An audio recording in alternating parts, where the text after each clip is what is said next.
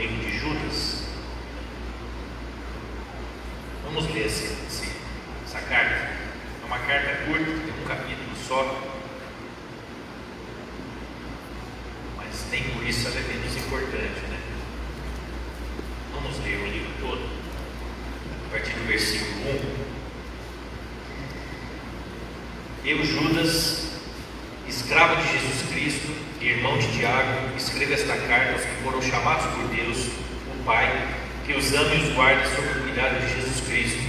Que vocês tenham cada vez mais misericórdia, paz e amor. Amados, embora planejasse escrever-lhes com todo empenho sobre a salvação que compartilhamos, entendo agora que devo escrever a respeito de outro assunto e insistir que defendam a fé que de uma vez por todas foi confiada ao povo santo. Pois alguns indivíduos perversos se infiltraram em seu meio sem serem notados, dizendo que a graça de Deus permite levar uma vida imoral. A condenação de tais pessoas foi registrada há muito tempo, pois negaram Jesus Cristo, nosso único soberano e Senhor. Ainda que já saibam dessas coisas, desejo lembrar a vocês que o Senhor libertou o povo de Israel do Egito, mas depois destruiu aqueles que não permaneceram fiéis. Também lhes lembro que os anjos que não se limitaram à autoridade recebida, mas deixaram o lugar a que pertenciam, Deus os mantém acorrentados em prisões eternas na escuridão, aguardando o dia de julgamento. E não se esqueçam de Sodoma e Gomorra e das cidades vizinhas, cheias de imoralidade e de perversão sexual de todo tipo, que foram destruídas pelo fogo e servem de advertência do fogo eterno do julgamento. Da mesma forma, essas pessoas, afirmando ter autoridade com base em sonhos, vivem de modo imoral, desprezam a autoridade e zombam dos seres sobrenaturais. Mas nem mesmo o arcanjo Miguel se atreveu a acusar o diabo de blasfêmia. Ele disse apenas: o Senhor o repreenda. Isso aconteceu quando Miguel discutia com o diabo a respeito do corpo de Moisés. Tais indivíduos, porém, zombam de coisas que não entendem. Como criaturas irracionais, agem segundo seus instintos e desse modo provocam a própria destruição. Que a aflição os espera, pois eles seguem os passos de Caim, enganam outros por dinheiro, como Balaão, e perecem em sua rebelião, como Coré. Quando esses indivíduos, sem o menor constrangimento, participam de suas refeições de celebração ao amor do Senhor, são como perigosos recifes que podem fazê-los naufragar. Sim, são como pastores que só se preocupam consigo mesmos, como nuvens que passam sobre a terra sem dar chuva, como árvores no outono, duplamente mortas porque não dão frutos e foram arrancadas pelas raízes. São como ondas violentas no mar, espalhando a espuma de seus atos vergonhosos, como estrelas sem rumo, condenadas para sempre à mais profunda escuridão. Enoque, que viveu na 7ª geração depois de Adão, profetizou a respeito desses homens, dizendo: ouçam, o Senhor vem com incontáveis milhares de santos para julgar a todos. Convencerá os pecadores de seus atos perversos e dos insultos que pronunciaram contra ele. São murmuradores e descontentes que vivem apenas para satisfazer os próprios desejos, contam vantagem em alta voz e bajulam outros para conseguir o que querem. Amados, lembrem-se do que previram os apóstolos do nosso Senhor Jesus Cristo. Eles lhes disseram que nos últimos tempos haveria zombadores, cujo propósito na vida é satisfazer seus desejos perversos. Eles provocam divisões entre vocês e seguem seus instintos naturais, pois não têm neles o Espírito. Mas vocês, amados, edifiquem uns aos outros em sua santíssima fé, orem no poder do Espírito Santo e mantenham-se firmes no amor de Deus, enquanto aguardam a vida eterna que nosso Senhor Jesus Cristo lhes dará em sua misericórdia. Tenham compaixão daqueles que vacilam na fé, resgatem outros, tirando-os das chamas do julgamento. De outros ainda tenham misericórdia, mas façam isso com grande cautela, odiando os pecados que contaminam a vida deles. Toda a glória seja aquele que é poderoso para guardá-los de cair e para livrá-los, para levá-los com grande alegria e sem defeito à sua presença gloriosa. Toda a glória seja aquele que é o único Deus, nosso Salvador, por meio de Jesus Cristo, nosso Senhor. Glória, majestade, poder e autoridade lhe pertencem, desde antes de todos os tempos, agora e para sempre. Amém. Amém. Essa carta, ela está posicionada aqui antes do livro de Apocalipse, né? E se você pegar os escritos dos apóstolos, e Judas é um dos apóstolos, né? Não é Judas Iscariotes, né, que traiu Jesus, aquele se suicidou, mas havia um outro Judas, era o Judas, irmão de Tiago. E ele escreve essa breve carta, mas você vê que a maior parte da carta ele ocupa para advertir a igreja de que haveria infiltrações, pessoas que se diziam crentes, pessoas que ocupariam lugares de liderança, pessoas que seriam pastores e que estariam ali profanando o Evangelho, levando as pessoas ao engano e à destruição. Então imagina isso, meus irmãos, naquele tempo em que a igreja vivia a sua maior glória, o seu momento de maior presença de Deus, já havia uma advertência, já existiam pessoas entrando na igreja para desviar, para dividir, para causar problemas na igreja.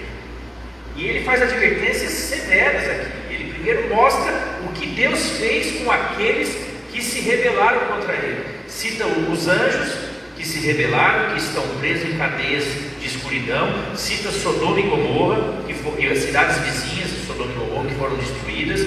Cita os próprios israelitas que foram libertos do Egito e que depois foram mortos no deserto por causa da rebelião.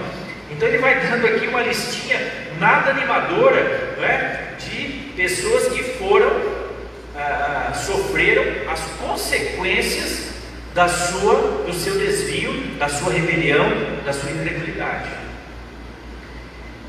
E vai mostrando as qualidades desses indivíduos que entraram na igreja para destruir.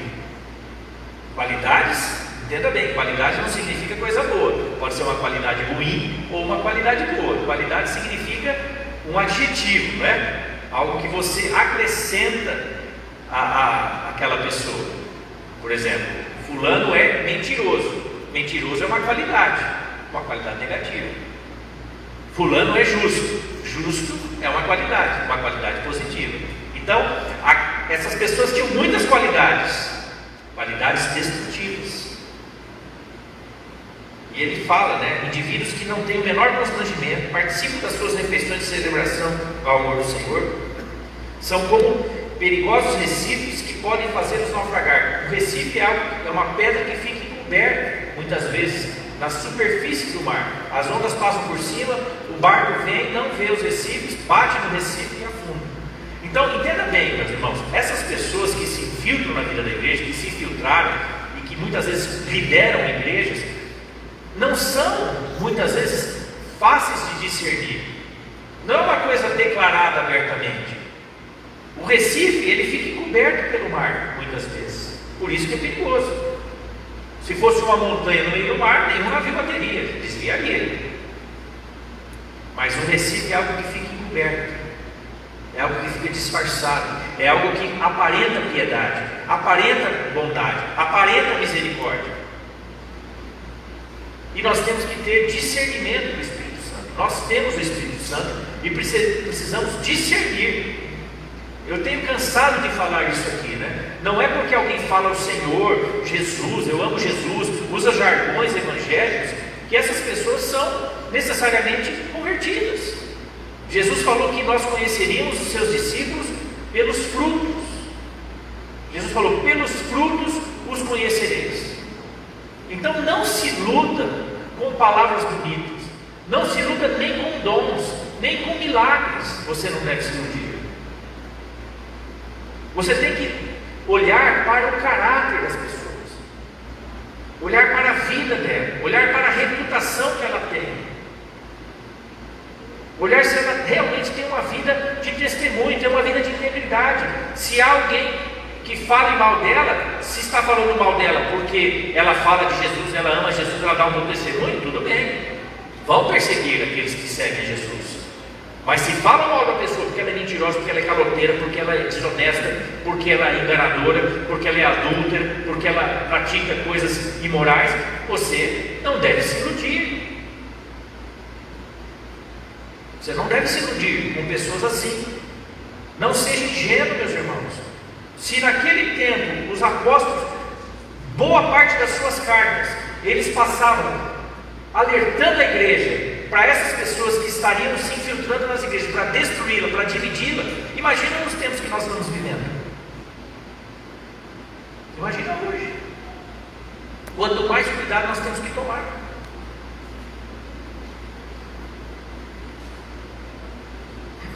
Nós temos que estar com o nosso coração o tempo todo conectado com o Senhor, conectado com o Espírito de Deus, conectado com o Espírito de Deus, que é o Espírito de Cristo. O Espírito Santo é o Espírito de Cristo, meus irmãos.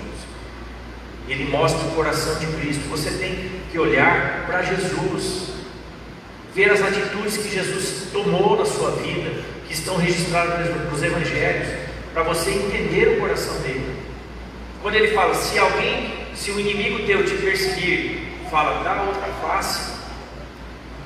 Isso não é uma figura poética. Ele não está falando isso porque ele é bonzinho.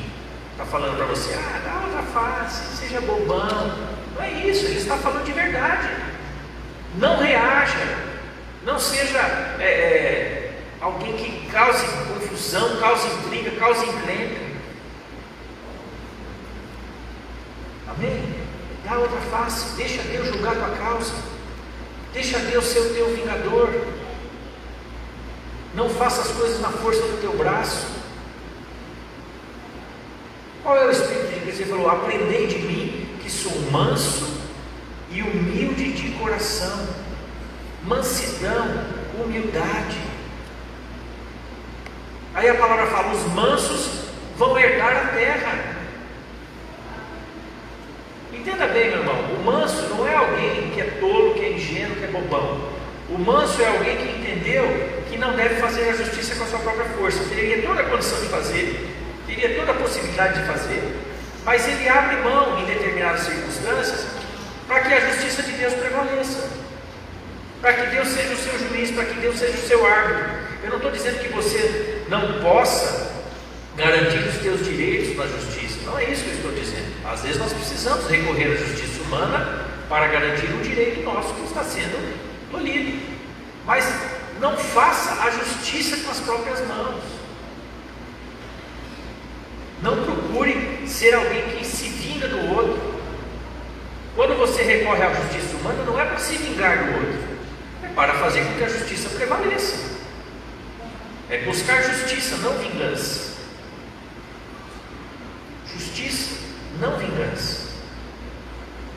Há uma grande diferença, né, entre você se vingar de alguém que te fez mal e entre você buscar a justiça. A justiça que repara o dano, a justiça que faz com que a verdade prevaleça.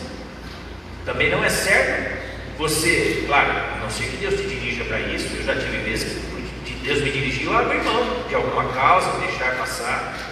Mas às vezes você precisa recorrer até para ensinar a pessoa a não fazer mais aquelas coisas erradas que ela tem feito. E às vezes você precisa entrar na justiça para que aquela pessoa aprenda a respeitar a justiça. Você está entendendo, né? Às vezes a gente precisa ensinar a pessoa que fez uma coisa errada, entrando na justiça, para que a sua verdade, né, para que a verdade prevaleça e para que a sua justiça seja defendida. Então não é errado isso, mas eu estou dizendo que tem pessoas que não se contentam em apenas buscar a justiça. Eles querem causar dano a outra pessoa, eles querem se vingar da outra pessoa, e isso é errado. Agora, por que os apóstolos se preocupavam tanto com isso? Em advertir a igreja, em orientar a igreja, e falar para a igreja estar atento? Porque não era algo fácil de discernir, não era algo simples de discernir. Pessoas que tinham toda a aparência de santidade, mas os seus frutos eram maus. Ele fala aqui que são como pastores que só se preocupam consigo mesmos, como nuvens que passam sobre a terra sem dar chuva, como árvores no outono, duplamente mortas porque não dão frutos e foram arrancadas pelas raízes. São como ondas violentas no mar, espalhando a espuma dos seus atos vergonhosos, como estrelas sem rumo, condenadas para sempre a mais profunda escuridão. Meu irmão, eu não queria estar na pele de alguém com essas qualidades. É coisa muito séria. Isso tem destruído a igreja. Isso tem trazido divisão para a igreja. A igreja tem vivido um tempo em que ela acha que é normal se dividir. Ela acha que é normal. Ela acha que é normal a pessoa casar, separar, depois de convertido. Porque se isso acontece antes da conversão, Deus perdoa. Se acontece durante, depois do processo de conversão, se está dentro de uma justificativa da palavra, é possível reconstruir. Mas encarar isso como algo normal dentro da igreja não é normal. Pastores muitas vezes estão fazendo isso e continuam exercendo suas funções sem nenhum problema, e não tem uma justificativa. Não há nenhuma justificativa para isso, simplesmente porque enjoou da esposa, foi procurar outra mais jovem. Isso tem acontecido com muito mais frequência do que a gente imagina, meus irmãos. Não é de hoje, né? Não é nenhuma novidade que eu estou falando. As coisas que nós temos visto e ouvido. Líderes que estão preocupados com o seu próprio umbigo. Manipulam a fé, usam a fé a seu favor, manipulam os irmãos para angariar bens para si, recursos para si mesmo. Mas não, claro que eles nunca vão dizer isso. Então, essas advertências não estão aqui porque o apóstolo aqui, o Judas, estava de mau humor, né?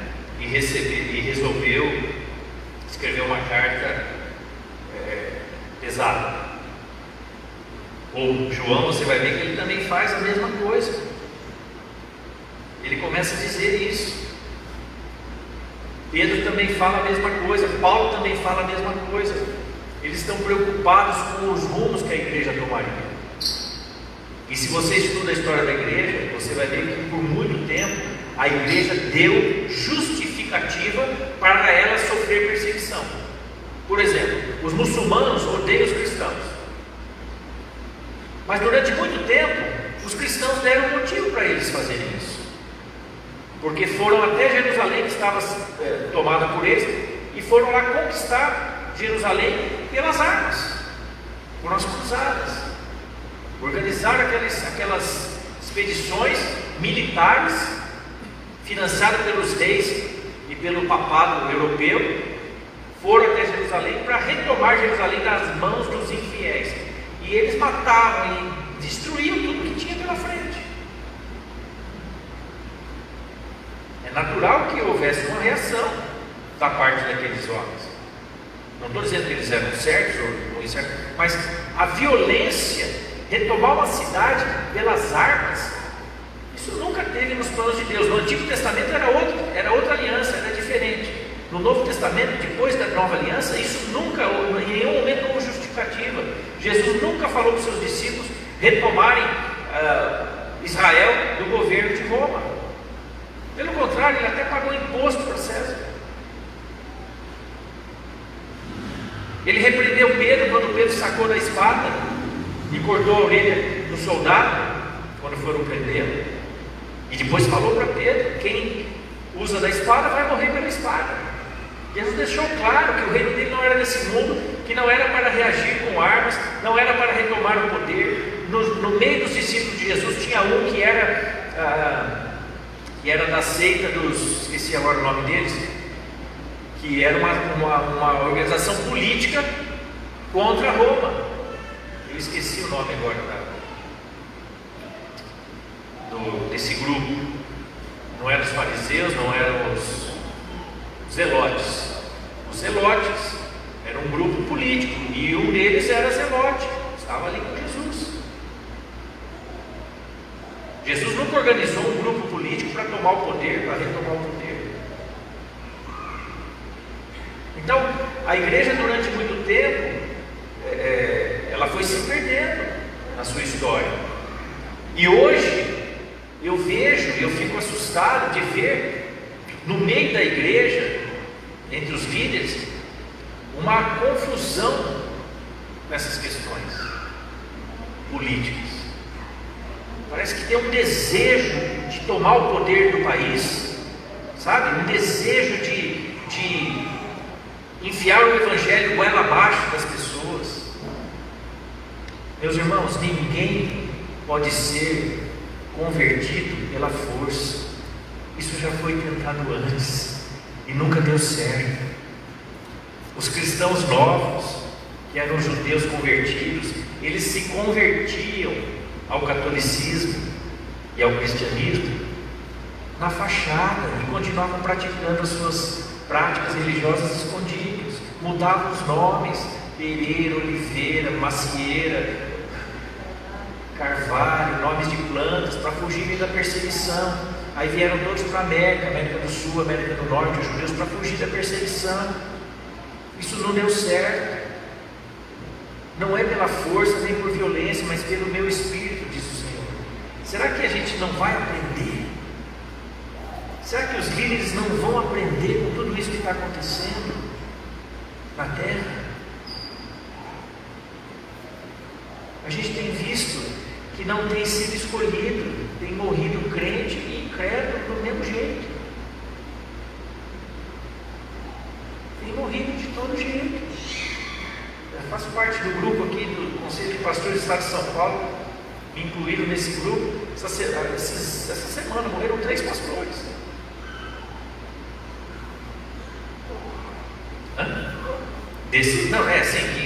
Ligados a pessoas, a pastores do grupo, né? Então eu estou dizendo, eu não conheço a vida deles, né? Não é isso, não sei, mas eu só estou dizendo que não tem uma plaquinha na testa: crente, não crente, crente, não crente, crente. Você está entendendo o que eu quero dizer? Eu quero dizer que a gente precisa estar com o nosso coração sintonizado em Deus, apegado ao Senhor. Não ser ingênuo, não achar que tudo que é feito em nome de Jesus, que é falar usando o nome de Jesus, é correto, Deus se agrada, está na vontade de Deus. Não é. Tem muita gente fazendo coisa que Deus não aprova. Tem muita gente desobedecendo a Deus. Tem muita gente enganando o povo de Deus. E tem muita gente querendo ser enganada também, porque tem as mesmas concupiscências, é enganada pelo seu coração enganoso. Agora você pode falar: nossa, pastor, mas então como é que nós vamos sair dessa enrascada? Né? O próprio apóstolo Judas aqui está dizendo.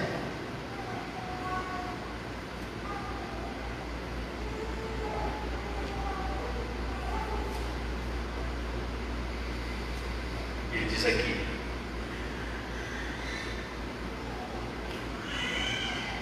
fala, depois de ele falar tudo, né? E a partir do versículo 17 ele fala assim: amados, lembre-se do que previram os apóstolos de nosso Senhor Jesus Cristo. Eles lhes disseram que nos últimos tempos haveria zombadores, cujo propósito na vida é satisfazer seus desejos perversos. Eles provocam divisões entre vocês e seguem seus instintos naturais, pois não tem neles o Espírito. Às vezes a gente lê essas coisas e a gente pensa que a palavra está falando de pessoas de fora da igreja.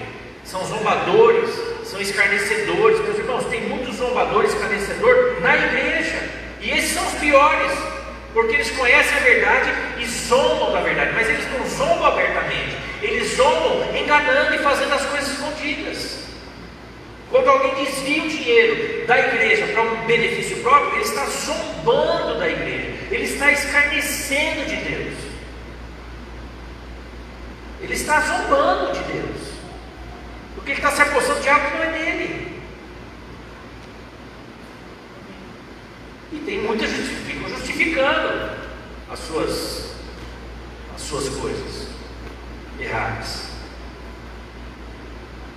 São desejos perversos e provocam divisões entre vocês. Está falando de pessoas que provocam divisões na igreja. Está falando de gente que frequenta a igreja, que lidera a igreja.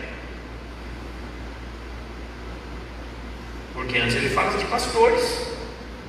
só se preocupa consigo mesmo.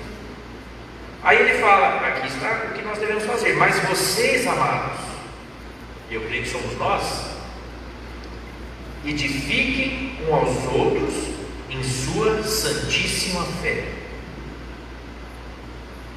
Amém? Orem no poder do Espírito Santo e mantenham-se firmes no amor de Deus. Então, há saída. Nós não precisamos ouvir esse tipo de gente. Se você sabe de alguém que é assim, não escute ele na internet. Não ouça o que ele fala. Procure saber a vida desse camarada. Procure saber quem ele é. Procure saber que testemunho ele dá. Não se iluda porque tem programa na televisão. Procure saber. Não estou citando nomes, não estou falando de ninguém. Você tem que ter discernimento de Deus, do que ouvir e do que não ouvir. O cara pode falar bonito, pode... Não importa, meu irmão. Sucesso humano não quer dizer ser bem sucedido na presença de Deus.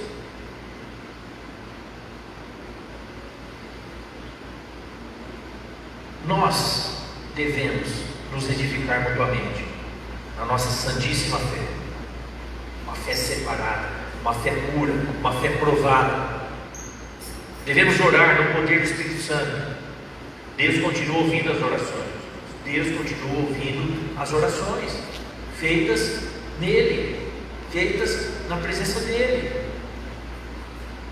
E mantenham-se firmes no amor de Deus, enquanto aguardam a vida eterna que nosso Senhor Jesus Cristo lhes dará em sua misericórdia. E aí ele ainda recomenda: tem compaixão daqueles que vacilam na fé. Então, se você vê algum irmão fraquejando nesses dias, algum irmão vacilando, fraco, né, por causa de tudo isso que tem visto, que tem acontecido, fortaleça ele. Resgatem outros, tirando-os das chamas do julgamento. E de outros ainda tenham misericórdia, mas façam isso com grande cautela, odiando os pecados que contaminam a vida deles. Entenda bem, a gente precisa tomar cuidado quando você vai lidar com alguém que está nas trevas, para não se contaminar com aquele pecado. Você tem que amar a pessoa, mas odiar o pecado. Amar o pecador, mas odiar o pecado. Não é ser moralista, nada disso, mas entender, você não deve se contaminar com aquilo. Amém? É como você ir você está trabalhando numa UTI em tempos de Covid. Você precisa se precaver para não pegar a doença, porque se você pegar a doença, você não vai poder cuidar mais de ninguém. Então, quando você vai lidar com alguém que está envolvido no pecado, você precisa tomar cuidado para não se envolver no pecado da pessoa, não se enrolar junto com ela. Amém? Tem pessoas que às vezes vão resgatar o outro e acabam atolando junto, e aí precisa ir um outro para tirar os dois do buraco. Então ele está advertindo: façam isso com cautela, odiando o pecado que contamina a vida deles. Então ele nos diz para nós nos edificarmos, para nós continuarmos orando, para nós nos mantermos firmes no amor de Deus, ou seja, tenham comunhão com Deus e comunhão uns com os outros, mas pratiquem as boas obras, continuem falando do amor de Deus para as pessoas, continuem ajudando as pessoas a serem resgatadas das trevas, continuem fortalecendo os mais fracos na fé. Ou seja, você tem muito para fazer: comunhão com Deus, comunhão com seus irmãos e misericórdia dos que ainda não conhecem o Senhor. Nós vivemos num país hoje tão evangelizado, que às vezes isso dá mais trabalho do que você pregar para alguém que não ouviu o Evangelho, porque você não pega mais uma terra limpa, você não pega uma terra, né, nova, uma terra assim, que nunca foi plantada nada, né? É uma beleza, porque quando você planta, aquilo vem com toda a força.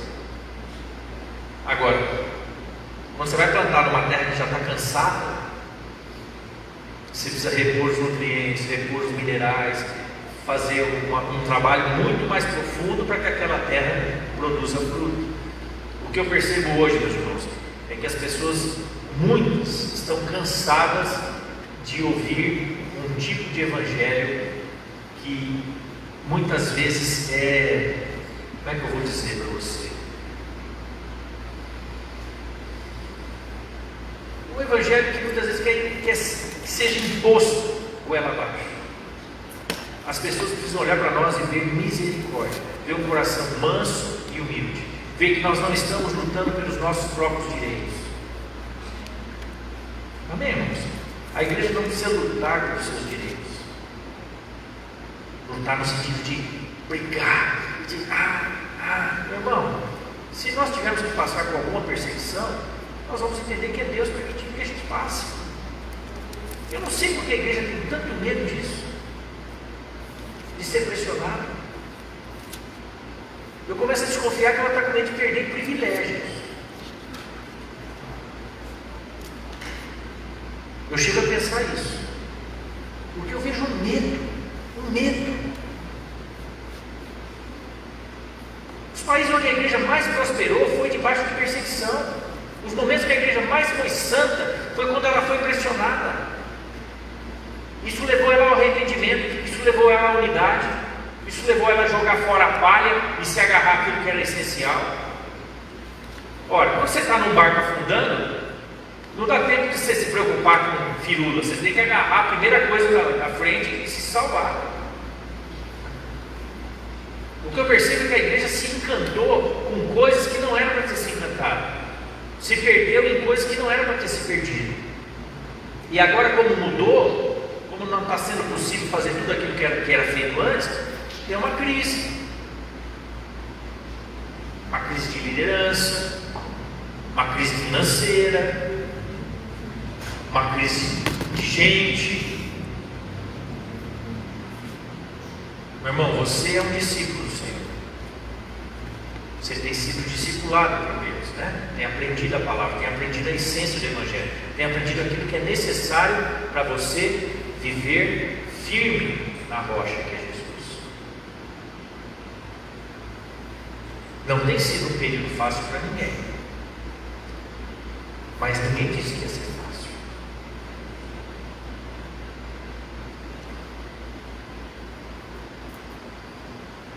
Nós estamos apenas no início do fim. Imagina quando vier o fim do fim. É só o início do fim, meus irmãos. E a igreja já está toda. Quando eu falo isso, às vezes, para alguns pastores, eles não entendem o que eu estou falando. Eles acham que eu sou meio do contra. Eu falo, Deus, eu estou muito errado no que eu estou sentindo, porque são poucos os que enxergam isso que eu estou enxergando. Então o Senhor me perdoe se eu estou errado. Mas eu tenho visto Deus provar a igreja, peneirar a igreja. Assim como Jesus falou para Pedro: Pedro, Satanás me pediu para peneirar a sua vida. Peneirar, atribular a sua vida. O que era atribular?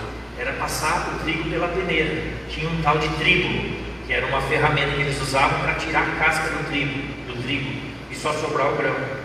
Então tinha que passar pela tribulação. O trigo tinha que passar pela tribulação para sair as impurezas, para sair a casca e só ficar o grão, o que sustenta, a essência, o que alimenta. A igreja precisa perder o excesso de bagagem para ficar aquilo que alimenta, aquilo que sustenta. Uma igreja misericordiosa, uma igreja amorosa, uma igreja humilde, uma igreja mansa, uma igreja que estende a mão para o cansado, estende a mão para o aflito, uma igreja que não busca os seus próprios interesses, que não busca o seu próprio direito. Cansei de ver pastores revoltados porque a igreja fechou, porque deixou de abrir, porque não sei o que, porque não sei o que lá. Aquieta o coração na presença de Deus, fique em paz, descanse em Deus, espere em Deus. A gente quer estar junto, a gente quer estar reunido, mas tenha paciência, espere em Deus. Eu não entendo por que tanta aflição nesse sentido. Ninguém vai se perder na fé. Se perder, porque nunca teve na fé. Porque não é possível que 2 meses faça alguém desviar da fé. Que raio de fé é essa? Que raio de evangelho é esse? Que uma pessoa aguenta ficar 2 meses sem se reunir fisicamente? Não é possível. Ninguém vai ficar menos santo porque deixou de tomar uma ceia. Porque não é o pão e o suco que alimenta, que purifica, não, meu irmão. Não tome o pão e o suco de uva achando que isso é milagroso, vai te purificar instantaneamente. Tome isso com o coração sujo para você ver se purifica alguma coisa. Não purifica nada. Isso aí é simbólico, é uma representação daquilo que nós vivemos em verdade. Se não vivemos em verdade, não adianta nada tomar isso. E ninguém vai morrer espiritualmente se não tomar. 1 mês ou 2. Vai morrer se não se arrepender dos pecados. Vai morrer se não perdoar o irmão. Vai morrer se não pedir perdão para o irmão. Aí morre espiritualmente. O que Paulo fala? Examine-se o homem a si mesmo, veja se está tudo bem, se está limpo diante de Deus, e aí tome do pão, tome do vinho e coma do pão. Está tudo em paz? Está tudo na bênção? Você está em paz com Deus? Está em paz com seus irmãos? Tome e participe. Não está bem? Está guardando mágoa de alguém? Não perdoou alguém? Não tome enquanto não resolver. O problema não é tomar ou não tomar, o problema é como está o seu coração. Você está entendendo que as coisas são na essência e não na aparência? Tudo com Deus é assim. Tudo com Deus é assim. Mas a religião leva as pessoas a quererem viver uma vida de aparência. E aí quando a aparência desaparece, elas não têm mais onde aparentar. Não é? Se não tem mais um culto para a pessoa aparentar a sua religiosidade, onde ela vai viver a religiosidade dela? Se a religiosidade dela não era autêntica, se ela não vivia aquilo na sua casa, se ela não vivia aquilo no seu quarto, se ela não vivia aquilo de verdade, só vivia na aparência do culto, só vivia na aparência das reuniões. Não está tendo reunião, eu não tenho mais onde viver a minha hipocrisia. Eu vou mentir para quem se eu só posso ficar em casa agora? Você está entendendo a crise de muita gente? Ela não tem mais para quem enganar. E agora é ela e Deus, na sua casa. Ninguém está vendo. Ninguém está ouvindo a oração bonita dela. Ninguém está ouvindo a impostação de voz, a mudança de voz quando ela ora. Ninguém está vendo o paletó que ela está usando ou a aparência de santidade que ela acha que tem. Não tem mais para que ela se mostrar. Aí dá uma crise. Nossa, e agora? Dá um ciricutico nela. Nós não vivemos de aparência. Eu sempre falo isso, a fé que você vive aqui, ela tem que ser a fé que você vive na sua casa.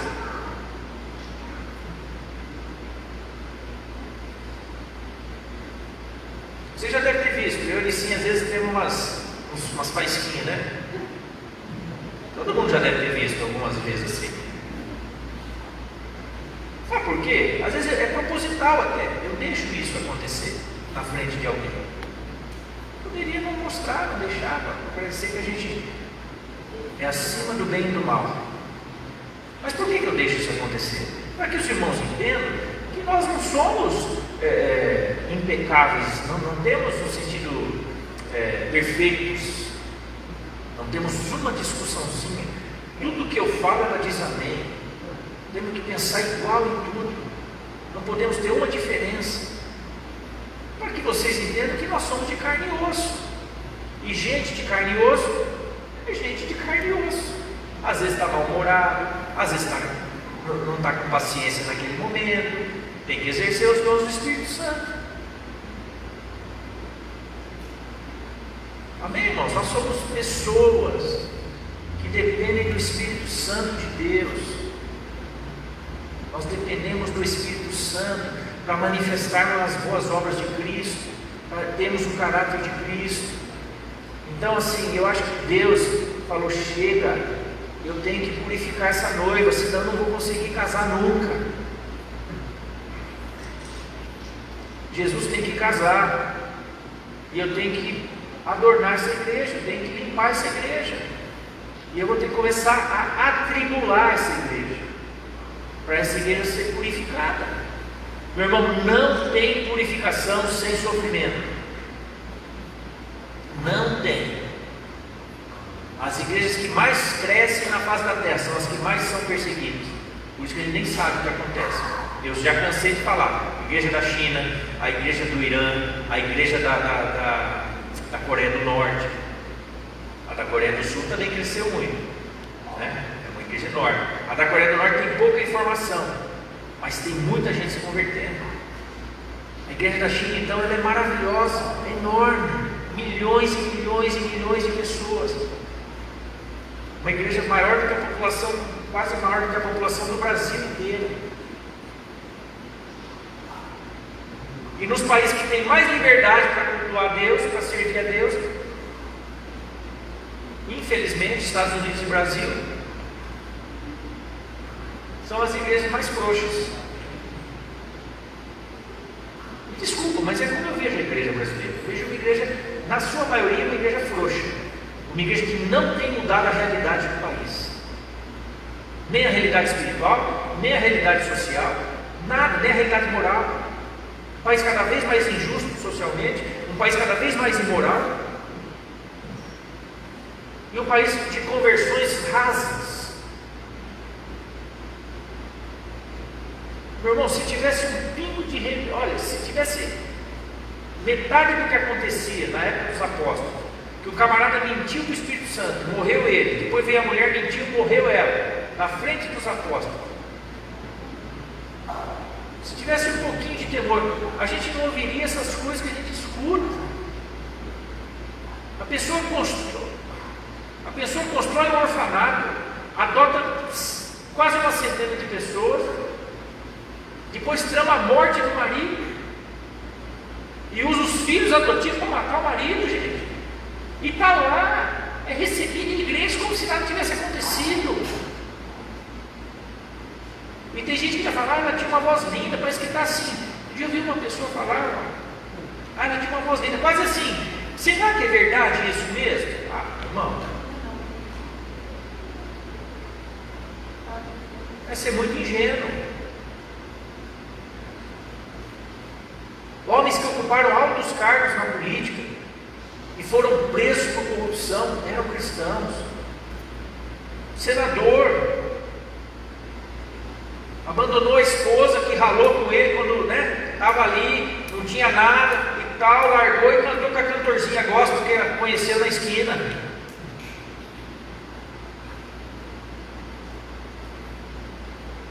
Eu cheguei até a respeitar esse camarada, mas não dá.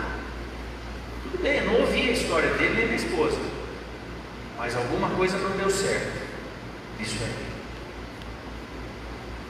Não estou citando nomes, né? Sabe, irmãos, não sejamos ingênuos. Não sejamos ingênuos. Olha para Jesus. Olha para a advertência de Jesus. Olha para a advertência dos apóstolos. E tenha o teu coração focado nele.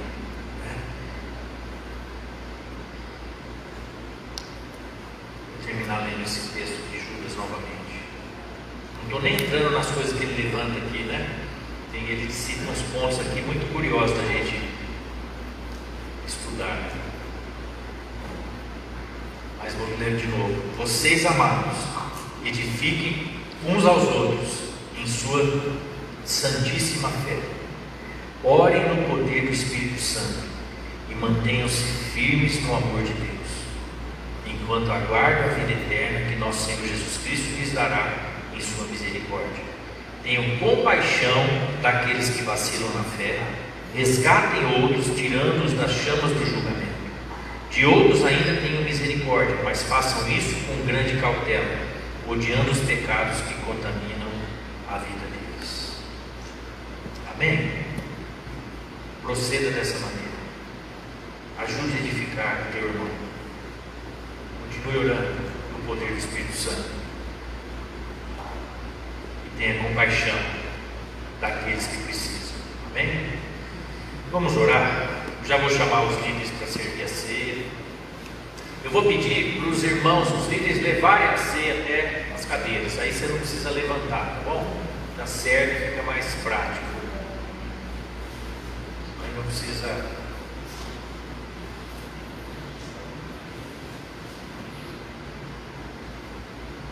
são os líderes de célula de casais, né? Aí vão pedir para levar, então você leva vai um com pão e outro com suco.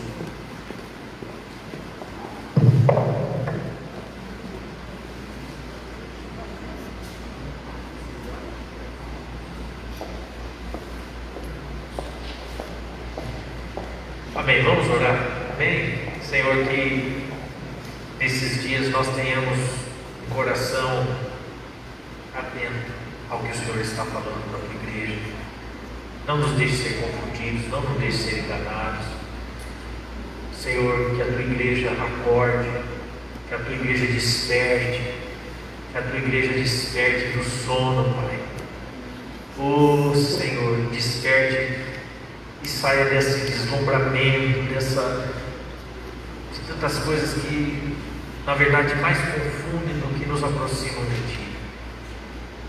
Nós queremos viver uma fé verdadeira, que se preocupa com o outro, que se preocupa com aqueles que ainda não Te conhecem. Ajuda-nos, Senhor, a ter esse coração. Nas nossas fraquezas, nas nossas limitações, sabemos que nós somos poucos, nós não podemos fazer tanta coisa como gostaríamos, Senhor, mas dentro das nossas possibilidades, ajuda-nos a tocar vidas, Pai, a alcançar vidas, a falar do Teu amor, a ministrarmos a Tua graça. Anima o coração de cada um, fortalece o coração de cada um, em nome de Jesus. Abençoamos agora a ceia, que realmente isso possa renovar a Tua igreja, que haja um fluir do Teu sangue, purificando toda a Tua casa, que cada um possa tomar com consciência, entender a aliança que tem contigo e uns com os outros, baseadas no Teu corpo partido na cruz e no Teu sangue derramado na cruz. Nós te agradecemos em nome de Jesus.